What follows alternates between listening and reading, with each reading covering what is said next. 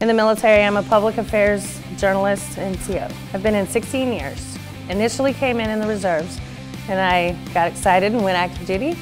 From active duty, I came off of active duty and went back into the reserves. Well, my husband is active duty. He has approximately a year and some change left until he retires. We met in 1999, both in Korea, and we've 17 years of marriage this December, and that's the biggest reason I came off of active duty, because he's still in, and to not take turns deploying. Well, the initial attraction to public affairs was just hearing about it through the grapevine.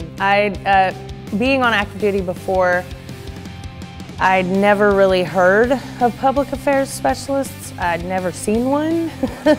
So I came off active duty and decided to come back into the military.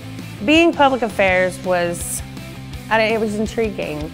It said you get to meet with outside sources and deal with the military and write and tell the soldier's story and meet other soldiers, and that's what really got me going into it, was to be able to meet these other soldiers and tell their individual story so that people can get that out there and see it, and get a more personal touch to the individual soldier in the military and not just the Army as a whole.